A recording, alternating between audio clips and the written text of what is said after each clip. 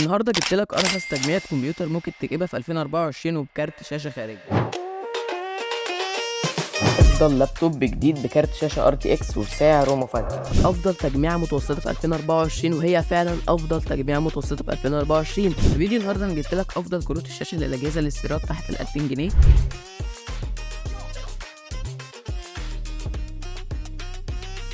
تشتري بي اس 5 ولا بي سي بنفس السعر في 2024؟ هل كروت البولاريس او كروت RX انصح بيهم؟ بشرح لك كل قطع الكمبيوتر في 40 ثانيه، يلا بينا. والسلام عليكم ورحمه الله وبركاته. ازيكم يا جماعه؟ عاملين ايه؟ يا رب تكونوا بخير. كل سنه وانتم طيبين بمناسبه عيد الاضحى. فيديو النهارده جبت لكم فيه تجميعة العيد. تعال نشوف ايه قطع التجميع. بس قبل ما نبدا انزل اشترك في القناه عشان قربنا نوصل ل 1000 اخ واخت. يلا نكمل.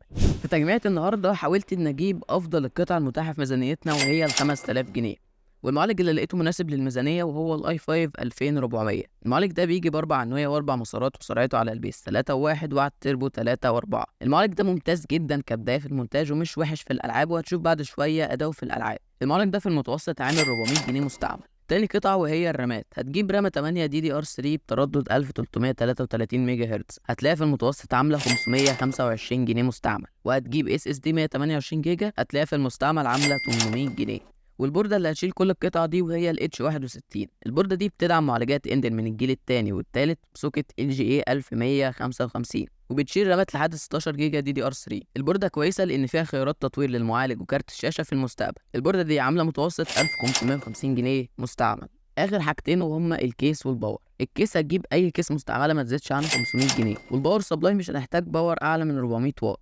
هتجيبه مستعمل هتلاقيه في المتوسط عامل 700 جنيه. ودي كده كل قطع التجميع عامله 4500 جنيه من غير كارت شاشه. تعال نشوف ايه افضل الكروت للتجميع دي. واول كارت معانا وهو الجي تي 710 نسخه ال1 جيجا. طبعا الكارت ده بيمشي الدنيا بس مش افضل حاجه خالص. هتلاقيه في المستعمل عامل متوسط 650 جنيه. تاني كارت هو الجي تي 710 بس نسخه ال2 جيجا. الكارت ده افضل من نسخه ال1 جيجا بشويه بس برضه بيمشي الغرض. الكارت ده هتلاقيه في المتوسط عامل 960 جنيه مستعمل.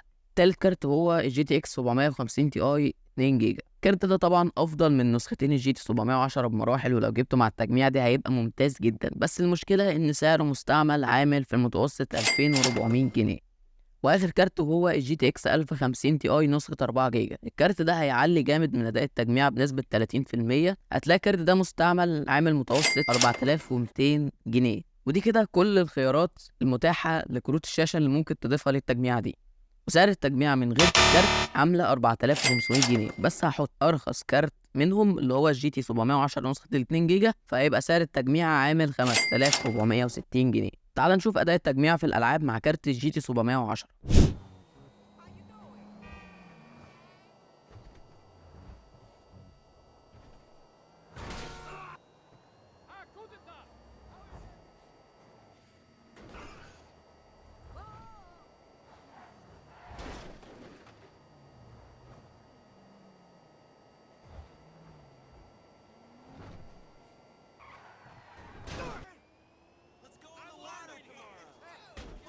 Forgive me.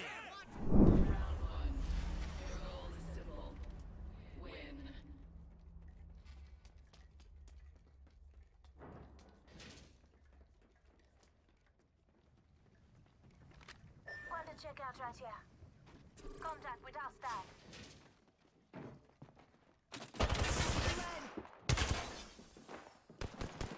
Listen up, I'm getting shot at.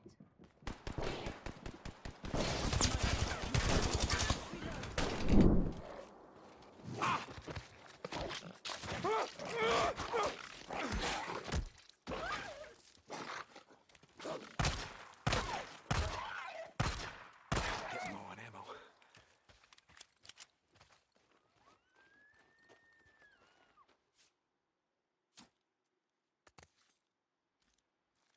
I can sell this.